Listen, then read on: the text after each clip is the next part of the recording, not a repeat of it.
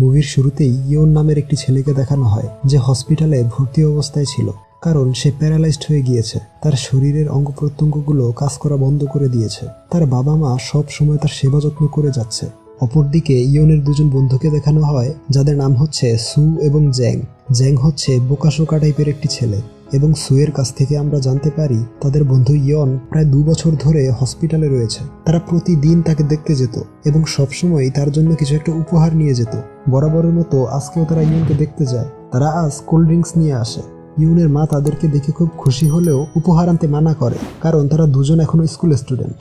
তারপর সু ইয়নকে জিজ্ঞেস করে তার সুস্থ হতে আর কতদিন লাগবে। ইয়নের কোনো আইডিয়া ছিল না, তাই সে জ্যাংকে বলে তোমার বাবাকে জিজ্ঞেস করে দেখো আমি কবে সুস্থ হব। অ্যাকচুয়ালি জ্যাংয়ের বাবা ছিলেন একজন ডক্টর যিনি ইয়নের চিকিৎসা করতেন। তিনি ইয়নের বাবা মাকে বলেন ইয়নের অবস্থা দিন দিন অবনতি হচ্ছে, সে হয়তো আর বেশি দিন বাঁচবে না। এই শুনে তার মা খুবই ইমোশনাল হয়ে পড়ে। তার সাহস হয় না ইয়নের সামনে গিয়ে দাঁড়ানোর। তার বাবা জিজ্ঞেস করে তোমার কোনো শেষ ইচ্ছা থাকলে প্লিজ আমাদেরকে বলো। এরপর রাতের বেলা জ্যাং তার বাবার কাছে কিছু টাকা চায়। সে রেগে গিয়ে বলে গতকালকেই তো কতগুলো টাকা নিলে। জ্যাং বলে ইয়নকে দেখতে গিয়ে সব টাকা শেষ হয়ে গিয়েছে। এই শুনে তার বাবা তাকে 3 গুণ বেশি টাকা দেয়, বলে যতটা বেশি সম্ভব ইয়নের সাথে দেখা করো, তার সাথে সময় কাটাও। পরদিন সকালে সু তার চুলের মেকওভার করছিল জ্যাং এর টাকা দিয়ে। এই জন্যে সে জ্যাংকে ধন্যবাদ জানায়। জ্যাং বলে গতকাল তার বাবা রেগে না গিয়ে উল্টো 3 গুণ বেশি টাকা দিয়েছে, অর্থাৎ তার বাবা হয়তো ইয়নের ফ্যামিলি থেকে অনেক টাকা নিয়েছে, যা তার মোটেও করা উচিত হয়নি। তখন স্কুলের এক টিচার তাদেরকে দেখে প্রচন্ড রেগে যায়, কারণ সু তার চুলে কালার করাচ্ছিল। কিন্তু মজার ব্যাপার হচ্ছে সেই টিচারও চুলে কালার করাচ্ছিল এবং কয়েকদিন আগেই তিনি স্কুল থেকে রিজাইন নিয়েছিল। তাই তারা দুজন উল্টো সেই টিচারকে নিয়ে হাসাহাসি করে। অপরদিকে ইয়নের মা তাকে জিজ্ঞেস করে তোমার কোনো উইশ থাকলে বলতে পারো। ইয়ন বলে গতকাল বাবাও এই একই কথা জিজ্ঞেস করলো, আসলে হয়েছেটা কি। এরপর তার বাবা টিভিতে দেখে একজন লোক আরেকজন হ্যান্ডিক্যাপ মানুষকে নিয়ে ম্যারাথন রেসে অংশগ্রহণ করে। এই দেখে সে ডিসাইড করে সে একইভাবে তার ছেলেকে নিয়ে ম্যারাথন রেসে অংশগ্রহণ করবে। তাই পরদিন সকাল থেকেই সে ট্রেনিং শুরু করে দেয়। তারপর রেসের দিন সে তার ছেলেকে হুইল চেয়ারে বেঁধে নিয়ে আসে। রেস স্টার্ট হয়ে গেলে সে ইয়নকে নিয়ে দৌড়াতে শুরু করে। ইয়নের মুখে পলিথিন এসে আটকায়, ফলে সে নিঃশ্বাস নিতে পারছিল না। পরে সে দেখতে পেয়ে পলিথিন সরিয়ে দেয় এবং হঠাৎ সে অজ্ঞান হয়ে পড়ে যায়। কিন্তু ইয়নের হুইল চেয়ারটি সামনের দিকে এগিয়ে যেতে থাকে। কিছুক্ষণ পর অ্যাম্বুলেন্স এসে ইয়নের বাবাকে উদ্ধার করে। অপরদিকে ইয়নকে দেখা যায় ড্রেনের মধ্যে পড়েছিল। তাকে টিভিতে দেখানো হচ্ছিল যে কে সেই অপরাধী যে এই নিষ্পাপ ছেলেটাকে ড্রেনের মধ্যে ফেলে গিয়েছে। এই নিউজ টিভিতে দেখে সু এবং জ্যাং ইয়নকে উদ্ধার করে হসপিটালে নিয়ে আসে। ইয়নের মা বলে তোমরা সময় পেলেই ওকে দেখতে চলে এসো, কারণ ওর হাতে হয়তো আর বেশি সময় বাকি নেই। এই শুনে তারা দুজন ইমোশনাল হয়ে পড়ে। তারা ইয়নকে বলে তোমার কোনো ইচ্ছা থাকলে আমাদের বলতে পারো। এই শুনে ইয়ন রেগে যায় যে সবাই তাকে এই একই প্রশ্ন কেন করছে। বাসায় ফেরার সময় সু ভাবতে থাকে যে এমনটা কেন হয়, যার সাথে সে ছোটবেলা থেকে একসাথে বড় হয়েছে সে এখন তাকে ছেড়ে চলে যাচ্ছে। ইয়নের জন্য তার এখন কি করা উচিত। পরদিন জ্যাং এর মাথায় একটি আইডিয়া আসে যে তারা ইয়নকে নিয়ে সমুদ্রের বিচে ঘুরতে যাবে। আইডিয়াটা সুয়ের কাছে এতটাই পছন্দ হয় যে সে ইমেজিন করে সমুদ্রের বিচে তারা খুব মজা করছে। পরদিন ভোরবেলা তারা হসপিটালে চলে আসে এবং ইয়নকে নিয়ে বেরিয়ে পড়ে। এক বাইকে 3 জনকে দেখে ট্রাফিক পুলিশ তাদেরকে দাঁড়াতে বলে, কিন্তু সুতাকে হাই ফাইভ মেরে চলে যায়। অফিসার তাদেরকে ধরে জরিমানা করে। যেহেতু বাইকে 3 জন ওঠা নিষেধ, তাই তারা অদ্ভুত এক আইডিয়া বের করে। তারা বাইকের সাথে কাপড় বাঁধে। জ্যাং হুইল চেয়ারে বসে কাপড়ের অপর প্রান্ত ধরে রাখে, কিন্তু তাদের এই আইডিয়াটাও ফেল হয়ে যায়। অফিসার তাদেরকে আবারও ধরে ফেলে এবং তাদের আইডি এবং প্যারেন্টসের নম্বর চায়। তখন জ্যাং সেই অফিসারকে সবকিছু খুলে বলে। সব শুনে অফিসার ইমোশনাল হয়ে যায় এবং তাদেরকে বাইকে করে এগিয়ে দিয়ে যায়। তারা বিচে এসে দেখে যেরকমটা ভেবেছিল বিচটা মোটেও তেমন নয়। চারদিকে ময়লা আবর্জনায় ভরা ছিল। তারপরেও তাদের এক্সাইটমেন্টের কমতি ছিল না। তারা ইয়নকে নিয়ে বিচের দিকে দৌড় লাগায়, কিন্তু হুইল চেয়ারটি কাদায় আটকে গিয়ে ইয়ন মুখ থুবড়ে পড়ে। ইয়নকে উঠিয়ে তারা ক্ষমা চায়। তারপর সু তাকে পিঠে চড়িয়ে এগোতে থাকে, কিন্তু দুপা হেঁটেই তার অবস্থা খারাপ হয়ে যায়। তারপর জ্যাং তাকে পিঠে নেয় এবং তারও একই অবস্থা হয়। তারপর তারা ডিসাইড করে তারা দুজন একসাথে ইয়নকে উঠাবে। তারা ইয়নকে একসাথে নিয়ে দৌড়াতে লাগে। জ্যাং মাঝপথেই তাকে ছেড়ে দেয়, কিন্তু সু তাকে টানতেই থাকে। এরপর তারা ইয়নকে নিয়ে সমুদ্রে গোসল করতে যায়। 3 জন একসাথে ডুব দেয়। তখন ইয়ন ডুবে যায়। কিছুক্ষণ খোঁজাখুঁজির পর তারা তাকে উদ্ধার করে। তারপর কাপড় শুকানোর সময় তারা ভাবে তারা আসলে যেমনটা ভেবেছিল আজকের দিনটা মোটেও তেমনটা ছিল না। তারপর তারা ইয়নকে নিয়ে পার্লারে আসে, কিন্তু তার শরীর কিছুটা খারাপ হয়ে যাওয়ায় তারা ইয়নের বাবা মায়ের কাছে ফোন করে। ইয়নের মা তাদের দুজনের উপর প্রচন্ড রেগে যায়। পরদিন তারা দুজন ইয়নের মায়ের কাছে এসে সরি বলে এবং সে তাদেরকে ক্ষমা করে দেয়, কিন্তু ইয়ন তাদের সাথে কথা বলছিল না। এতে তারা দুজন খুবই ভয় পেয়ে যায় যে ইয়ন হয়তো তাদের উপর রেগে আছে, কিন্তু ইয়ন আসলে তাদের সাথে মজা করছিল।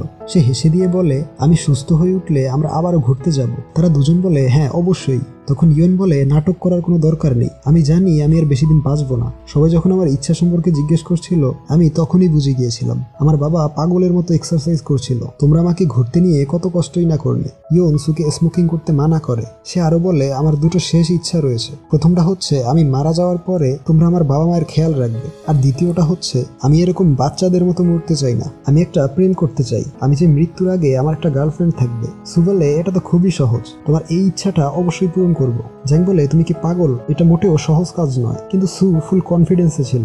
তারপর তারা প্ল্যান করে যে তাদের পরিচিত মেয়েদেরকে রিকোয়েস্ট করবে ইয়নের সাথে প্রেম করার জন্য। তারা তাদের কাজে লেগে পড়ে এবং সবার কাছ থেকে একটি করে চড় খেয়ে ফিরে আসে। একটি মেয়ে তো জ্যাংকে দেখেই চড় লাগিয়ে দেয়। জ্যাং বলে, আরে এখনো তো কথাই শুরু করিনি। মেয়েটি বলে, অন্য মেয়েরা বলল যে টাইম ওয়েস্ট না করে চড় মেরে চলে আসতে, তাই মারলাম। এরপর তারা দুজন আর কোনো উপায় খুঁজে পাচ্ছিল না। তখন সু জ্যাংকে বলে, তোমার বোনের সাথে আমরা কথা বলে দেখতে পারি, সে হয়তো রাজি হবে। এই শুনে জ্যাং প্রচন্ড রেগে গেলেও আর কোনো উপায় না থাকায় সে তার বোনকে জিজ্ঞেস করে। তার বোন তাদের বাবার কাছে বলে দেয় এবং জ্যাং প্রচুর মার খায়।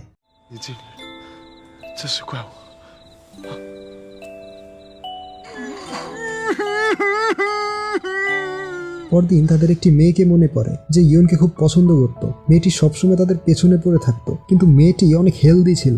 ইয়ন মেয়েটিকে মোটেও পছন্দ করতো না, কিন্তু বর্তমান সিচুয়েশনে করার কিছু নেই, তাই তারা সেই মেয়েটির সাথে কথা বলতে যায়। কিন্তু মেয়েটিকে দেখে তাদের চোখ কপালে উঠে যায়, কারণ সে অনেক বেশি সুন্দর এবং একদম স্লিম হয়ে গিয়েছিল। তারা হা করে তার দিকে তাকিয়ে থাকে। তারপর সু বলে, তুমি ইয়নকে খুব পছন্দ করতে তাই না? মেয়েটি বলে, আমি তোমাকে পছন্দ করতাম, তুমি আমার সাথে কথা বলতে না, তাই আমি ইয়নের সাথে বন্ধুত্ব করে তোমাদের গ্রুপে ঢুকেছিলাম। তোমার জন্য আমি প্রচুর এক্সারসাইজ করেছি, বাস্কেটবল শিখেছি, নিজেকে সম্পূর্ণ চেঞ্জ করেছি শুধু তোমার জন্য। আমি তো ভেবেছিলাম তুমি আমাকে ভুলেই গিয়েছো, কিন্তু তুমি যে আমাকে ভুলোনি তার জন্য আমি অনেক অনেক খুশি এবং আমি তোমার জন্য সবকিছু করতে পারি। সু বলে, সত্যি যা বলবো তাই করবে? মেয়েটি ব্লাশ করে বলে, হ্যাঁ। কিন্তু পাশ থেকে জ্যাং তাকে মানা করা সত্ত্বেও সে জিজ্ঞেস করেই ফেলে যে তুমি কি ইয়নের গার্লফ্রেন্ড হতে পারবে? এই শুনে মেয়েটি তার মুখে পানি মেরে দিয়ে চলে যায়। তারা দুজন যখন বাড়ি ফিরছিল তখন সেই মেয়েটির ভাই এসে তাদের দুজনকে বেদম মার দেয় এবং তাদের জামা কাপড় খুলে রাখে। জ্যাং বলে, এত সুন্দরী একটি মেয়ে তোমাকে প্রপোজ করলো, একসেপ্ট করে নিতে, মাঝখানে ইয়নকে কেন টেনে আনলে? আর আমি কেন মার খেলাম? আমি তো কিছুই করিনি।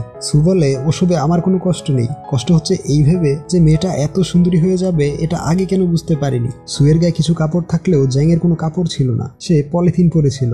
তারা এক বাস স্ট্যান্ডে আসে, সেখানে একটি মেয়ে তাদেরকে দেখে চোর ভেবে পালিয়ে যায়। তখন সেখানে পুলিশ চলে এসে তাদেরকে চোর ভেবে তাড়া করে এবং সুকে ধরে ফেলে। জ্যাং লুকিয়েছিল। সু বলে, ওই দেখো জ্যাং লুকিয়ে আছে, ওকেও ধরো। পুলিশ জ্যাংকেও ধরে ফেলে। জ্যাং এর বাবা টিভিতে নিউজ দেখছিল যে দুটো চোর ধরা পড়েছে যারা ছিনতাই করার জন্য একটি মেয়েকে তাড়া করছিল। এই দেখে জ্যাং এর বাবা প্রচন্ড রেগে যায়। পরদিন জ্যাং সবকিছু লাল লাল দেখছিল এবং শুধু হেসেই যাচ্ছিল, মনে হচ্ছিল তার মানসিক অবস্থা কিছুটা খারাপ হয়ে গিয়েছে। সে বলে, মার খেয়ে খেয়ে আমি জীবনের মানে বুঝতে পেরেছি। জ্যাং এসব বলছিল আর হাসছিল, আসলে তাকে একটু বেশি মারা হয়েছিল এবং প্রচুর মার খেয়ে সে কিছুটা পাগলাটে হয়ে গিয়েছে। তারপর তারা ইয়নের কাছে যায়, তাকে বলতে চাইছিল যে তার জন্যই গার্লফ্রেন্ড ম্যানেজ করতে পারেনি, কিন্তু ইয়ন তখন ঘুমিয়েছিল। ইয়নের বাবা তাদের দেখতে পেয়ে সবকিছু জানতে চায়। তারা তাকে সবকিছু ক্লিয়ার করে বলে যে ইয়নের একটা গার্লফ্রেন্ডের প্রয়োজন ছিল, কিন্তু অনেক চেষ্টা করেও তারা ম্যানেজ করতে পারেনি। এরপর তারা ডিসাইড করে তারা কোনো একজন অ্যাক্ট্রেসকে হায়ার করবে যে ইয়নের সাথে প্রেমের অ্যাক্টিং করবে। তাই তারা একটি ক্লাবের সামনে চলে আসে কোনো একটা মেয়েকে হায়ার করার জন্য, কিন্তু স্কুলের এক টিচার তাদেরকে নাইট ক্লাবের সামনে দেখতে পেয়ে বেদম কেলানি দেয়। তখন ইয়নের বাবা এসে তাদেরকে বাঁচিয়ে নেয়। এরপর তারা দুজন পার্ট টাইম জব করা শুরু করে এবং সেই টাকা দিয়ে স্যালনের সেই মেয়েটিকে হায়ার করে যার নাম হচ্ছে সুজেন। পরদিন ইয়নের মা হসপিটালে ছিল না। এই সুযোগে তারা ইয়ন এবং সুজেনের ডেট ফিক্স করে ফেলে। ইয়নকে নতুন কাপড় পরিয়ে তারা সুজেনের জন্য অপেক্ষা করছিল, কিন্তু রাত হয়ে যাওয়ার পরেও সুজেন আসছিল না। তারা ভাবে সে হয়তো আর আসবে না, কিন্তু হঠাৎই তখন সুজেন চলে আসে এবং সে তাদের দেয়া টাকা ফিরিয়ে দিয়ে ইয়নের সাথে দেখা করতে যায়। কিন্তু তখনই হসপিটালে ইয়নের মা চলে আসে। তাদের এইসব কাহিনী দেখলে তার মা প্রচন্ড রেগে যাবে, তাই তার সাথে কথা বলে তারা তাকে আটকানোর চেষ্টা করে, কিন্তু সে তাদের কথা না শুনে ইয়নের রুমে প্রবেশ করতে যায় এবং ঠিক সেই মুহূর্তে ইয়নের বাবা সুপারম্যানের মতো এসে তাকে এক ঘুষি মেরে অজ্ঞান করে ফেলে। সে বলে, আমি কি করলাম, এখন কি করব আমি? জ্যাং বলে, ওনাকে হসপিটাল নিয়ে যান। সু বলে, আরে এটাই তো হসপিটাল। ইয়নের সাথে কথা বলা শেষে সুজেন যখন চলে যাচ্ছিল তখন জ্যাং তাকে বলে, আমিও যদি অসুস্থ হয়ে পড়ি তাহলে তুমি কি আমাকেও দেখতে আসবে? এই শুনে সুজেন তাকে এক চড় লাগিয়ে চলে যায়। এরপর তারা দুজন ইয়নের কাছে গিয়ে জিজ্ঞেস করে, তোমার ডেট কিরকম ছিল? সে বলে এটা ছিল তার জীবনের সেরা ফিলিংস। এই শুনে তারা খুশিতে আত্মহারা হয়ে যায়। তারা জিজ্ঞেস করে, কি কি করলে, আমাদেরকে ডিটেলসে বলো। এর কিছুদিন পর ইয়নের মৃত্যু হয়ে যায়। ইয়নের বাবা তাদেরকে একটি ছবি দেয়। ইয়ন বলেছিল তার মৃত্যুর পরে ছবিটা তাদেরকে দিতে। ছবির অপর পাশে ইয়ন তার মুখের সাহায্যে অনেক কষ্ট করে লিখেছিল, আমার গার্লফ্রেন্ড আছে, আমি তো বড় হয়ে গিয়েছি, কিন্তু তোমরা কবে বড় হবে? এটা দেখে তারা বলে, ইয়ন তুমি দেখে নিও, আমরা খুব শীঘ্রই বড় হয়ে যাব। এই বলে তারা কান্নায় ভেঙে পড়ে। তখন সুজেন সেখানে আসে, বলে ইয়নের সাথে ডেটের দিন সে বলেছিল, আমি জানি আমি কখনোই ঠিক হতে পারবো না, কিন্তু আমি কখনো চাইনি আমার মলিন মুখটা দেখে ইডিয়ট দুটোর মন খারাপ হয়ে যাক। আমি এটাও চাইনি যে তারা আমার উপর দয়া করুক। আমি তাদেরকে এতটা ব্যস্ত রেখেছিলাম যাতে মন খারাপ করার মতো সময় তারা না পায়। সেখানে ইয়ন সুজেনকে সিস্টার বলে ডাকে, তাকে ধন্যবাদ জানায় ইডিয়ট দুটোর কথা রেখে এখানে আসার জন্য। ইয়ন তাদের সবাইকে ধন্যবাদ জানায় যারা তাকে এতটা সাপোর্ট করেছে, ডক্টর, নার্স, বাবা মা আর ওই ইডিয়ট দুটোকেও। এবং সবার শেষে তাদেরকে দেখানো হয় যাদের জীবনের সত্য কাহিনীর উপর ভিত্তি করে এই মুভিটি নির্মাণ করা হয়েছে। এবং গল্পটি এইখানেই শেষ হয়ে যায়।